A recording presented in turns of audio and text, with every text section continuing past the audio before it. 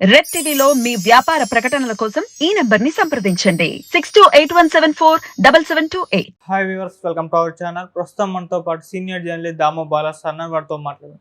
నమస్కారం సార్. నమస్తే సార్, ఎలక్షన్స్ని దృష్టిలో ఉంచుకొని ఇండియా టీవీ అనే సంస్థ సర్వే నిర్వహించింది, దాని రిజల్ట్స్ కూడా వెలువడించిందని చెప్పింది కదా, మరి ఇండియా టీవీ సర్వే ఏం చెప్తుంది, ఎవరికి ఫేవర్గా ఉంది? యాక్చువల్గా ఆంధ్రప్రదేశ్లో ఏ పార్టీ అధికారంలోకి వస్తుందని అనేక సర్వేలు చెప్తున్నాయి. యాక్చువల్గా ఏముందంటే చాలా సర్వేలు కూడా నేషనల్ లెవెల్లో సర్వే చేస్తున్నాయి, ఎందుకంటే లోక్సభ ఎన్నికలు వస్తున్నాయి కాబట్టి సర్వే చేస్తున్నాయి. దాంట్లో భాగంగా ఆంధ్రప్రదేశ్లో కూడా చెప్తున్నారు.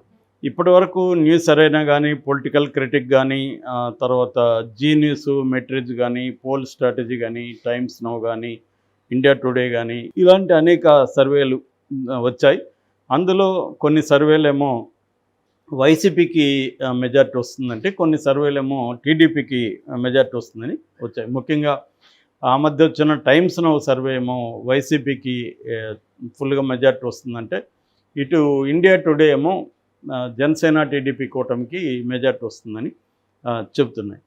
ఈ నేపథ్యంలో కొత్తగా ఇప్పుడు ఇండియా టీవీ, సిఎన్ఎక్స్ అనే రెండు సంస్థలు కలిసి సర్వే చేశారు. మామూలుగా ఏంటంటే మీడియా సంస్థ గ్రౌండ్ లెవెల్లో సర్వే చేయదు, వాళ్ళు కొలాబరేట్ అయ్యి వాళ్ళు ప్రసారం చేస్తారు.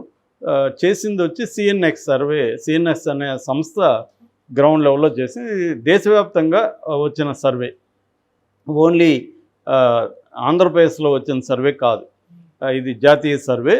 ముఖ్యంగా 4 రాష్ట్రాల దీన్ని వీళ్ళు పెట్టారన్నమాట. సో 5 రాష్ట్రాలు, సౌత్ ఇండియా మొత్తంగా కూడా వీళ్ళు చెప్పారు. ఇందులో ముందుగా మన ఆంధ్రప్రదేశ్ తీసుకుంటే వైసీపీకి 15 నుంచి 18 లోక్సభ స్థానాలు వస్తాయనేది ఈ ఇండియా టీవీ సిఎన్ఎక్స్ సర్వే చెప్తున్నది.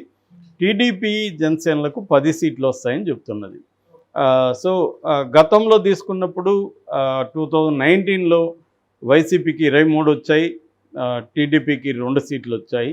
సో ఆ రకంగా 22 వచ్చాయి, వీళ్ళకి 3 వచ్చాయి. సో ఆ రకంగా తీసుకున్నప్పుడు ఇప్పుడు వైసీపీకి తగ్గిపోయింది. వైసీపీకి 22 నుంచి 15కి పడిపోయింది. ఇక్కడేమో టీడీపీకి 3 నుంచి 10కి పెరిగింది. అక్కడ 7 తగ్గితే ఇక్కడ 7 పెరిగాయి. సో ఆ రకంగా తీసుకున్నప్పుడు వైసీపీ పెర్ఫార్మెన్సు 2019తో డౌన్ అయింది. బట్ దానివల్ల వాళ్ళకి అధికారం చేజారే పరిస్థితి అయితే ఉండదు ఈ సర్వే వల్ల. నిజమైతే ఈ సర్వే ప్రకారం అసెంబ్లీలో 105 నుంచి 126 వరకు వచ్చే అవకాశాలు ఉన్నాయి. కాబట్టి అది మంచి మెజార్టీతోనే వస్తున్నట్టుగా మనం అర్థం చేసుకోవచ్చు. మరోవైపు కర్ణాటకలో కానీ తీసుకుంటే, కర్ణాటకలో మొత్తం 28 లోక్సభ స్థానాలు ఉన్నాయి. అందులో బీజేపీకి మెజారిటీ వస్తుంది. 22 బీజేపీకి వస్తాయని, కాంగ్రెస్కి ఓన్లీ 4 వస్తాయని, తర్వాత జేడీఎస్ 2 వస్తాయనేది, దేవేగౌడ జేడీఎస్ దానికి 2 వస్తాయనేది చెప్తున్నారు. సో అక్కడ బీజేపీ ఒక రకంగా స్వీప్ చేస్తుందనేది చెప్తున్నారు. ఇక తెలంగాణ విషయానికి వస్తే 17 లోక్సభ స్థానాలు ఉంటాయి. కాంగ్రెస్కి 9 వస్తాయని, బీజేపీకి 5 వస్తాయని, బీఆర్ఎస్కి 2 వస్తాయని, ఎంఐఎంకి 1 వస్తుందని చెప్తున్నారు. అంటే కాంగ్రెస్ ఇక్కడ కూడా అసెంబ్లీలో లాగే లోక్సభలో కూడా కాంగ్రెసే అగ్రస్థానంలో ఉంటుంది. నెక్స్ట్ ప్లేసు బీజేపీ తీసుకుంటుంది. సో బీఆర్ఎస్ అనేది ఆల్మోస్ట్ 2కి పడిపోయింది. ఇక కేరళలో తీసుకుంటే 20 ఉన్నాయి. కాంగ్రెస్ ఆధ్వర్యంలో నడిచే యునైటెడ్ డెమోక్రటిక్ ఫ్రంట్ ఏదైతే ఉందో, యూడిఎఫ్, అది 11 వస్తాయి. ఎల్డిఎఫ్, లెఫ్ట్ డెమోక్రటిక్ ఫ్రంట్ 6 వస్తాయి. బీజేపీకి 3 వస్తాయి. సో అక్కడ కూడా కాంగ్రెస్ కూటమి ఆధిపత్యం చెలాయించే అవకాశం ఉంది. ఇక తమిళనాడులో మొత్తం 41 ఉన్నాయి. డిఎంకేకి 20 వస్తాయని, కాంగ్రెస్కి 6 వస్తాయి. కూటమిగా ఉంది కాబట్టి అక్కడ సో 26 సీట్లు కాంగ్రెస్ డిఎంకే కూటమికి అక్కడ అబ్సల్యూట్ మెజారిటీ వచ్చే అవకాశం ఉంది. అయితే బీజేపీకి కూడా ఈసారి అక్కడ 5 వరకు కూడా వస్తాయని చెప్తున్నారు. నిజానికి అది మంచి ప్రోగ్రెస్ అనే అర్థం చేసుకోవచ్చు. ఇక ఏఐడిఎంకే బాగా పడిపోయింది, అది 5 స్థానాలకే పరిమితం అవుతుంది. ఇతరులకి 5 వస్తాయని చెప్తున్నారు. సో ఓవరాల్గా తీసుకున్నప్పుడు మనం ఆంధ్రప్రదేశ్ కన్ఫైన్ అయి మాట్లాడుకుంటే ఇండియా టీవీ ఈ సిఎన్ఎక్స్ సర్వే అనేది వైసీపీ శ్రేణుల్లో ఉత్సాహాన్ని నింపుతుంది. ఎందుకంటే మెజారిటీ సర్వేలు ఇప్పటి వరకు వైసీపీకి ఎడ్జి ఉందనే చెప్తున్నారు. అంటే గతంలో పోలిస్తే 151 స్థానాలు ఆ రేంజ్లో ఈసారి రావు, కానీ బట్ కంఫర్టబుల్గా గవర్నమెంట్ ఫామ్ చేస్తుంది వైసీపీ అనేది చెప్తున్నారు. బట్ నేను చాలాసార్లు చెప్పాను, ఇవాళ ప్రీ పోల్ సర్వేలని మనం ఖచ్చితంగా అంచనా వేయలేము. ఎంత నమ్ముతాం అనేది కూడా డౌటే. ఎందుకంటే చాలాసార్లు రాజకీయ పార్టీలు ఏదో ఒక రకంగా ఫండ్ వాళ్ళకి ఇచ్చి వాళ్ళకు అనుకూలంగా సర్వేలు చేయించుకుంటుంటారు. వైసీపీకి అనుకూలంగా సర్వే వచ్చినప్పుడేమో తెలుగుదేశం మీడియా మాట్లాడదు, తెలుగుదేశానికి అనుకూలంగా సర్వే వస్తే వైసీపీ మీడియా మాట్లాడదు. అలాగా ఉన్నారంటేనే అర్థమైందంటే ఇదేదో జరుగుతుందని. కాబట్టి ప్రీ పోల్లో అక్యురేట్గా ఎవరు కూడా చెప్పలేరు. పైగా ఇంకా 40 రోజులు ఉంది. 40 రోజుల్లో మారే అవకాశాలు ఉన్నాయి. అనేక సమీకరణాలు మారుతాయి. ఇంకా కంప్లీట్గా క్యాండిడేట్ లిస్ట్ లేదు. ఇంకా ఎలక్షన్ల షెడ్యూలే రాలేదు. షెడ్యూల్ ఈ మంత్ 13th వస్తుందని చెప్తున్నారు. సో ఈ లోపల ఏమన్నా మారచ్చు. బీజేపీ తెలుగుదేశం జనసేనతో ఇంకా పొత్తుని అనౌన్స్ చేయలేదు. ఒకవేళ అనౌన్స్ చేస్తే పరిస్థితులు మారచ్చు, అనౌన్స్ చేయకపోతే ఇంకొకటి రావచ్చు. అయితే ఇక్కడ ఇంకొక కోణం కూడా వినిపిస్తుంది. ఈ ఇండియా టీవీ సిఎన్ఎక్స్ సర్వే వెనక మోడీ ఉన్నాడు, బీజేపీ ఉందని. ఎందుకంటే బీజేపీకి తెలుగుదేశం జనసేనలతో వెళ్ళడం వాళ్ళకి ఇంట్రెస్ట్ లేదని, దాని నుంచి ఎస్కేప్ అవడానికి తెలుగుదేశం జనసేన గెలుపు అవకాశాలు తక్కువ ఉన్నాయని ఒక ప్రచారాన్ని తీసుకొచ్చి అందువల్ల మేము పొత్తు పెట్టుకోవట్లేదు అనేది వాళ్ళు చెప్పదలుచుకున్నారని కూడా అంటున్నారు.